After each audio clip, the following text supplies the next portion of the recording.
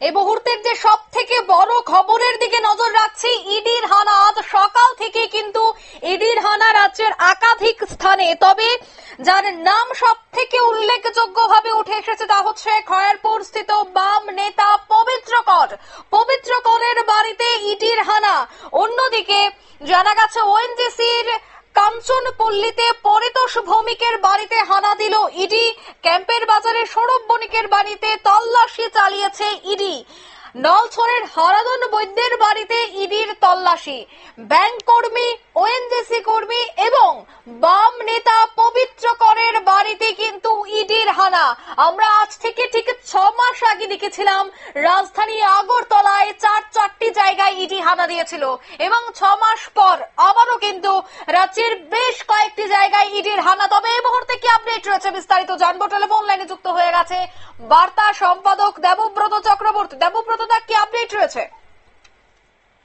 দেখো, হঠাৎ করে আজ সকালে ইডির আধিকারিকরা রাজ্যের একাধিক তল্লাশি চালায়। এর মধ্যে যে বিশেষ নাম রয়েছে তা হলো বাম নেতা খয়েরপুর স্থিত বাম নেতা পবিত্র করের বাড়িতে একদল ইডি কর্তারা গিয়ে হানা দেন এবং তারা আসলে ইতস্তত হয়ে যান। হঠাৎ করে এই ইডি কর্তাদের হানায় কিন্তু তারা ইতস্তত হয়ে যান। সভাপতি এলাকায় একটা চাঞ্চল্য ছড়িয়ে পড়ছে। তবে শুধু খয়েরপুর নয়, আরো বেশ কয়েকটি স্থানে কিন্তু ইডি এই হানা চালিয়েছে। খয়েরপুর স্থিত পবিত্র করের বাড়ির পাশাপাশি নলছড়ে প্রাক্তন ব্যাংক ম্যানেজার আর্জন বৈদ্যের বাড়িতেও কিন্তু ইডি হানা দিয়েছে। ওএনজিসির কাঞ্চনপল্লীতে পরিতোষ ভৌমিকের বাড়িতে হানা দিল এনফোর্সমেন্ট ডাইরেক্টরেট। ক্যাম্পের বাজারের স্বরূপ বণিকের বাড়িতেও কিন্তু ইডি তল্লাশি চালিয়েছে।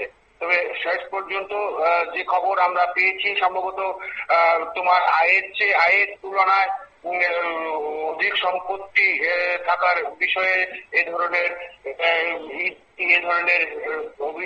তল্লাশি অভিযান চালিয়েছে। এ ব্যাপারে আমরা বিস্তারিত খোঁজ খবর নেওয়ার চেষ্টা করছি। ইতিমধ্যে আমাদের যারা প্রতিনিধি রয়েছেন তারা কিন্তু পৌঁছে গেছেন ঘটনাস্থলে। একের পর এক আমরা এই খবর আপনাদের সামনে তুলে ধরবো। যারা দর্শকরা রয়েছেন তাদের সামনে আমরা তুলে ধরবো। বিগত মাস 6 আগেও কিন্তু ইডি একটি দল এসে দফায় দফায় তারা বিভিন্ন এলাকায় বিভিন্ন বাড়িতে তারা তল্লাশি চালিয়েছিল। সেবার কিন্তু সেই ঠিক একই মামলা, যে আয়ের তুলনায় সম্পত্তি অধিক থাকার যে তাদের ধারণা ছিল, এই ব্যাপারে তারা তল্লাশি চালিয়েছিল।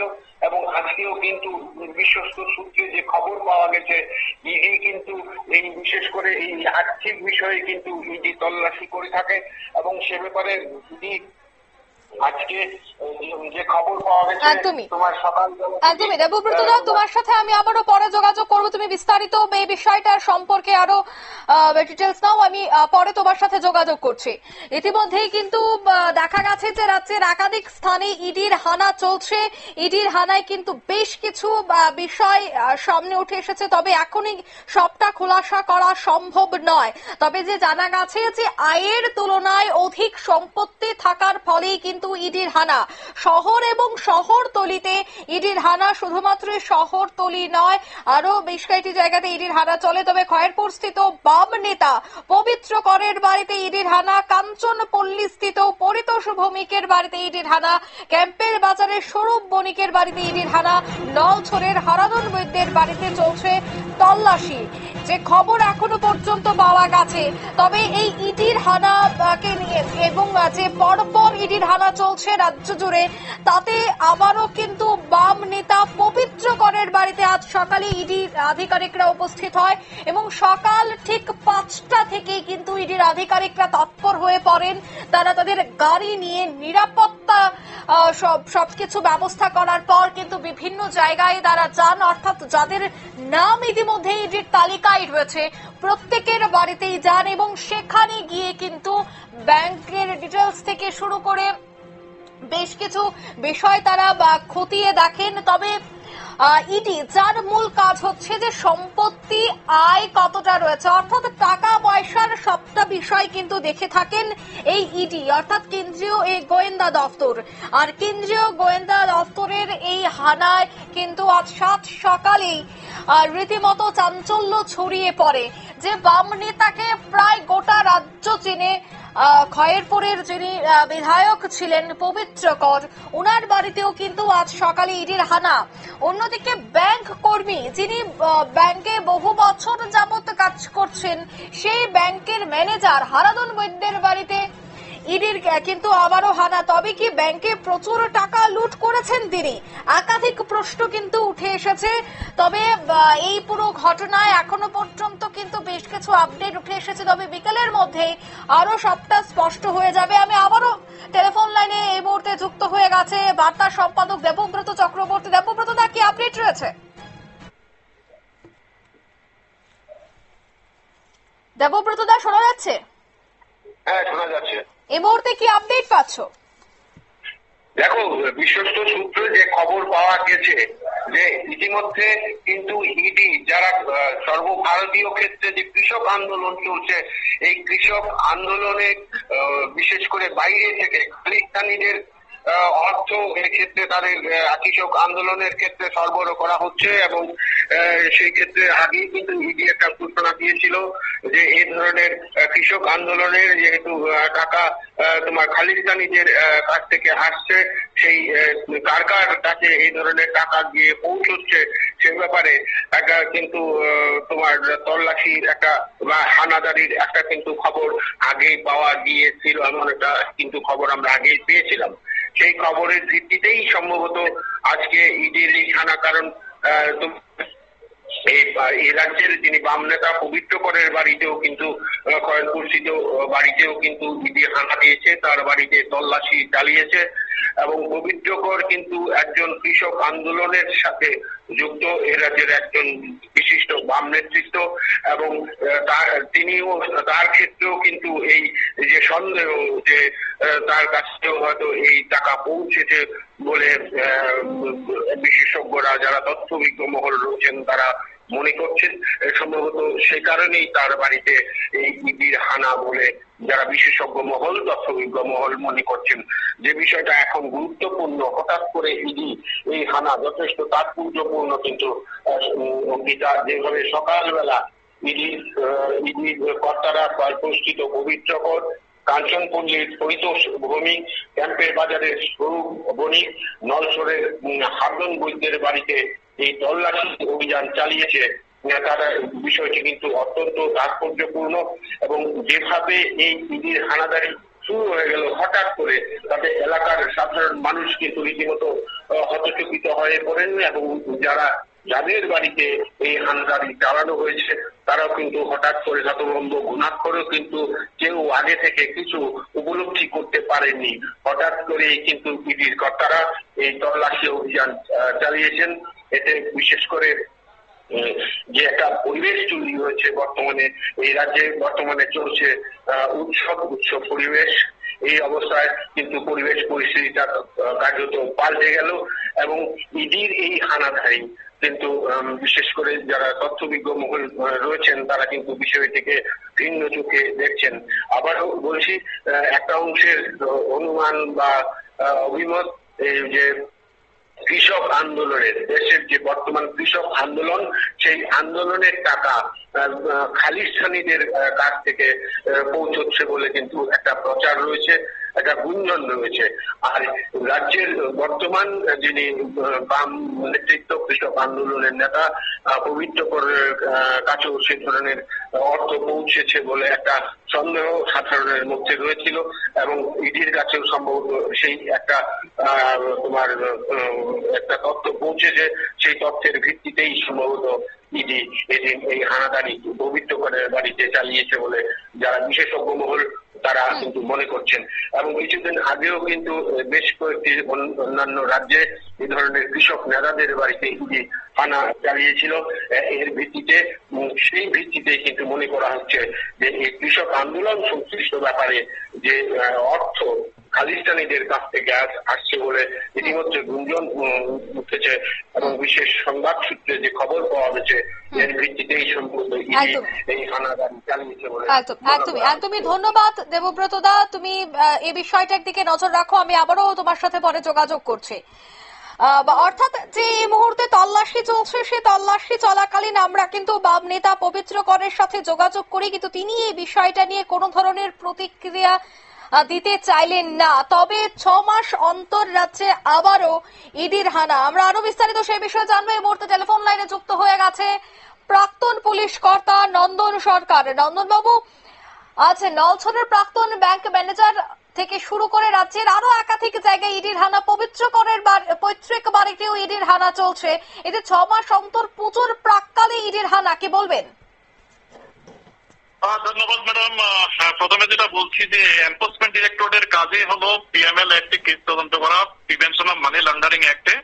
তো সেখানে যদি হিসাব বহির্ভূত ভাবে কেউ যদি অন্যায় পথে টাকা কামায়, তো সেইখানে ইডির অথরিটি আছে, ইডির জুরিডিকশন আছে সেখানে তদন্ত করার, এবং সেই জন্য ইডি বিভিন্ন ধরনের কনফিসকেট করতে পারে, বাজেয়াপ্ত করতে পারে, এবং একই সঙ্গে অ্যারেস্ট করতে পারে এবং এক পরবর্তী সময় কেস তৈরি করতে পারে। তো ত্রিপুরাতে বিগত দিনগুলোতে যা যা হয়েছে, বিশেষ করে যারা রাজনৈতিক নেতারা আছে ওনারা তো অনেক টাকা কামিয়েছেন বিভিন্ন ভাবে, কিন্তু এখন যেহেতু এখানে বেনামি প্রপার্টি ট্রানজাকশন অ্যাক্ট আছে এবং ইনকাম ট্যাক্স অ্যাক্ট আছে, সেই কারণে টাকাগুলো ব্যাংকেও রাখতে পারছে না। তো এগুলো অনেক সময় বিভিন্ন জায়গায় ইনভেস্ট করে যাচ্ছে। ধরুন কেউ 2 নম্বরই পথে টাকা রোজগার করলো, এখন একটা হসপিটাল দিয়ে দিল, বা কেউ হয়তো এগুলো ইডির যে জুরিডিকশনে আছে এনফোর্সমেন্ট ডিরেক্টর এই কেসগুলো দেখে। এগুলো কিন্তু সিবিআই কেস নয়, কারণ সেন্ট্রাল ব্যুরো অফ ইনভেস্টিগেশন একমাত্র অ্যান্টি কারাপশন ব্রাঞ্চে যেটা সরকারি কর্মচারী এদের বিরুদ্ধে কেসগুলো তদন্ত করে, বাকিটা পুরোটাই ইডির দায়িত্বে আছে। তো ইডি এখানে আসবে কারণ ত্রিপুরাতে যে পরিমাণ টাকা একুমুলেট করা হচ্ছে বিভিন্ন জায়গাতে যাদের কোনো নন সোর্স অফ ইনকাম নেই, তাদের যেভাবে ডিসপ্রপোর্শনেট অ্যাসেট হয়ে যাচ্ছে দিনের পর দিন, তো সেখানে ইডি আসবেই। ইডি আরো ফ্রিকুয়েন্টলি আসলেও আমরা আশ্চর্য হব না, এবং শুনছি রিসেন্টলি ইডি এখানে অফিসও করেছে। তো রাজনৈতিক নেতাদের যে ইনকাম বা যে কোনো সরকারি কর্মচারী যারা টেন্টেড বা এই যে ঘুষ খায় বিভিন্ন অফিস টফিসে, তারা প্রচুর টাকা যেভাবে মানে অনৈতিক পথে রোজগার করতে, এদের টাকাটা তো পুরোপুরি একটা অবৈধ টাকা, এটাকে ব্ল্যাক মানিও বলবো, একই সঙ্গে এটা একটা অপরাধের সঙ্গে জড়িত। তো ইডির মেন যে 3টা শব্দ আছে সেটাকে বলে প্রসিস্ট অফ ক্রাইম। মানে কোথাও যদি কোনো টাকা থাকে যেটাকে ইডি যদি মনে করেন সেটা একটা প্রসিস্ট অফ ক্রাইম, তো প্রসিস্ট অফ ক্রাইম মানে সেখানে ইডির ফুল জুরিডিকশন থাকে, ফুল পাওয়ার থাকে, সেন্ট্রাল ফোর্স নিয়ে বা বর্ডার সিকিউরিটি ফোর্স বা সিআরপিএফ নিয়ে কিন্তু ইডি যে কোনো জায়গাতে যে কোনো সময় হামলা রেড করতে পারে, সার্চ করতে পারে, অ্যারেস্ট করতে পারে, বাজেয়াপ্ত করতে পারে, সবকিছু করতে পারে। সেটা আগে আশ্চর্য কিছু হচ্ছে না। ত্রিপুরা দ্রুত বেড়ে যাচ্ছে, আগরতলাতে অনেক মাল্টি মিলিয়নিয়ার নতুন সৃষ্টি হয়ে যাচ্ছে, কিন্তু উপার্জনটা অবৈধ পথে যে হচ্ছে সেই কারণেই ইডির এভাবে আগমন। একদম। এবং প্রচুর প্রাক মুহূর্তে ইডি যেভাবে তল্লাশি চালাচ্ছে, এই তল্লাশি চলাকালীন এই ধরনের ঘটনা কি আগেও আমরা 6 মাস আগে দেখেছি এবং আজকেও দেখছি, তাতে কি মনে হয় যারা আর্থিক দুর্নীতি করছে তাদের কিছুটা হলেও কান খাড়া হচ্ছে?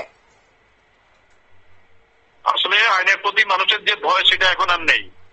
পাশে দেখছে একটা লোককে অ্যারেস্ট করতে করতে ভাবতে আমি অ্যাডভোকেট লাগিয়ে ওখান থেকে ছাড়া পেয়ে যাব। তো এসব বিভিন্ন ধরনের তদন্তকারী সংস্থার সঙ্গে মানুষের যে একটা ভয় ছিল অতীতে, যে বা পুলিশের প্রতি যে একটা ভয় ছিল বা আইন প্রয়োগকারী সংস্থার প্রতি যে একটা ভয় ছিল, সেই ভয় কিন্তু এখন ম্যাডাম নেই। অর্থাৎ মানুষ কিন্তু এখন অপরাধ করতে এক পাও চিন্তা করে না, ভাবে ওকে ধরেছে আমাকেও ধরবে, ধরলে কি হবে, আমি কোর্ট থেকে উকিল ধরে ছাড়া পেয়ে যাবো। কিন্তু অবৈধ উপায়ে টাকা রোজগার করার যে একটা প্রবণতা, সেটা কিন্তু আমরা কোনো মতেই কিন্তু সেটা আমরা রুখতে পারছি না, এবং বিভিন্ন ধরনের আইন থাকা সত্ত্বেও কিন্তু এইভাবে অবৈধ পথে টাকা রোজগার কিন্তু চলে আসছে। এবং সেই টাকা যখন বিপুল পরিমাণ টাকা হয়ে যায়, তখন সেটা হয়তো ইডির কাছে খবর যায়, বা এই টাকা হয়তো অন্যভাবে খরচ করার একটা চেষ্টা করা হয়। যেমন গরু পাচারের টাকা পশ্চিমবঙ্গে, সেটা নিয়ে বলে অনেক জায়গায় মেডিকেল কলেজ হচ্ছে। তো সেগুলো অরিজিনটা কি আছে, অরিজিনটা যদি খারাপ হয় তাহলে সেখানে ইডি আসতে পারে, এবং অতীতে সামনে ভবিষ্যতেও ইডি অনেকবার আসবে, তাতে কোনো সন্দেহ নেই। একদমই। অসংখ্য ধন্যবাদ আপনাকে সময় দেওয়ার জন্য। আমরা কথা বলছিলাম প্রাক্তন পুলিশ কর্তা নন্দন সরকারের সাথে, এবং তিনি বলছেন যে ইতিমধ্যেই রাজ্যে যেভাবে বেশ কিছু দুর্নীতি চলছে, এই ধরনের দুর্নীতি দমনের জন্য এই ইডির অভিযান শুধুমাত্র এখন নয়, আগামীতেও জারি থাকবে। দেবব্রত দা শোনা যাচ্ছে? দেবব্রত দা শোনা যাচ্ছে? হ্যাঁ অঙ্কিতা শোনা যাচ্ছে। আমরা কথা বলছিলাম প্রাক্তন পুলিশ কর্তার সাথে, এবং তিনি বলছিলেন যে বর্তমানে শুধুমাত্র ত্রিপুরা নয়, গোটা ভারতবর্ষে এখন বিভিন্ন জায়গায় দুর্নীতির গন্ধ রয়েছে, আর সেক্ষেত্রে ইডির হানা বর্তমান দিনে দাঁড়িয়ে স্বাভাবিক, এবং আগামীতেও রাজ্যে এই ধরনের ইডির হানা চলবে। কি বলবে বিষয়টা নিয়ে? দেখো, ইডির এই ধরনের হানা কিন্তু রাজ্যের মোটেও নতুন নয়। মাস 6 আগেও কিন্তু রাজ্যের একাধিক স্থানে বেশ কয়েকটি বাড়িতে যাদের তোমার আয়ের সঙ্গে সম্পত্তির একটা গরমিল ছিল, অত্যাধিক আয়ের পরেও তারা সেভাবে তা তোমার উল্লেখ করছিলেন না, তাদের বাড়িতেও কিন্তু ইডি হানা দিয়েছে। এবং এই যেহেতু এই প্রাক্তন পুলিশ কর্তা যা বললেন তা মোটেও অমূলক নয়, এবং আজকে তা কিন্তু সকাল থেকেই দেখা গেছে যে এই ধরনের একটা তল্লাশি চালিয়েছে ইডি। এই অবস্থায় একটা কথা কিন্তু বাস্তব, গোটা দেশ জুড়ে কিন্তু বেশ কয়েকদিন যাবৎ তোমার ইডি বিশেষ করে একাধিক রাজনৈতিক নেতৃত্বের বাড়িতে কিন্তু তোমার হানাদারি চালিয়েছে। এবং এক্ষেত্রে কংগ্রেসের একজন নেতৃত্ব, তার বাড়িতে তিনি প্রাক্তন এমএলএ ছিলেন, যিনি তোমার কর্ণাটকের সম্ভবত কেরালার সম্ভবত তিনি তোমার কি সিভি বীরেন্দ্র, তার বাড়িতে ইডি হানা চালিয়েছে, এবং তার বাড়ি থেকে তোমার 10,000 কোটি টাকা কিন্তু বাজেয়াপ্ত করেছে। এই পুলিশ কর্তা তিনি যা বললেন তা কিন্তু মোটো অমূলক নয়। যেভাবে ইডি বর্তমানে গোটা দেশে এই ধরনের তল্লাশি অভিযান চালিয়েছে, এই আর্থিক তদন্তকারী সংস্থার এই যে তোমার সক্রিয়তা, তা কিন্তু অবশ্যই প্রমাণ করে যে বর্তমানে গোটা দেশে এই আর্থিক কেলেঙ্কারির সঙ্গে যুক্তদের বিরুদ্ধে কিন্তু সরকারিভাবে কেন্দ্রীয় সরকার যথেষ্ট তোমার খড়গহস্ত, এবং এই ব্যাপারে কাউকে ছাড় দেওয়া হবে না বলে কিন্তু আগেই কেন্দ্রীয় যারা নেতৃত্ব ছিলেন তারা কিন্তু আগেই একটা ঘোষণা দিয়েছিলেন, এবং আজকে এই প্রতিফলন বলে মনে করা হচ্ছে। তবে একটা বিষয় কিন্তু স্পষ্ট, বারবারই বলতে হচ্ছে, আবারও বলছি, যেভাবে এদিন আজকে রাজ্যের বেশ কয়েকটি জায়গায় এই অভিযান চালালো, এক্ষেত্রে কৃষক আন্দোলনের যে টাকা তা আসার বিষয়টি কিন্তু বিশেষজ্ঞরা মনে করছেন এক্ষেত্রে হয়তো এই বিষয়টি একটা গুরুত্বপূর্ণ বলে মনে করা হচ্ছে। একদমই ধন্যবাদ। অর্থাৎ বেশ কিছু বিষয় উঠে আসছে, তবে একটা সূত্রের যে অভিযোগ তা হচ্ছে যে গোটা দেশে জুড়ে যে কৃষক আন্দোলন চলছে, সেই কৃষক আন্দোলনে খালিস্তানিদের পক্ষ থেকে বা খালিস্তানিদের এখান থেকে নাকি একটি ফান্ড আছে, আর সেই ফান্ডেই নাকি আন্দোলন চলছে, এমনটাই বেশ কিছু জায়গা থেকে অভিযোগ রয়েছে, সূত্র মারফত খবর রয়েছে। তবে এই সূত্র বা এই অভিযোগ কিন্তু সত্যি নাও হতে পারে, কারণ সবটাই কিন্তু তদন্তের পর আধিকারিকরা যে রিপোর্ট তুলে ধরবে সেটাই হচ্ছে আসল কথা। নিয়ে নিচ্ছে এই মুহূর্তে ছোট্ট একটি বিজ্ঞাপন বিরতির সঙ্গে থাকুন।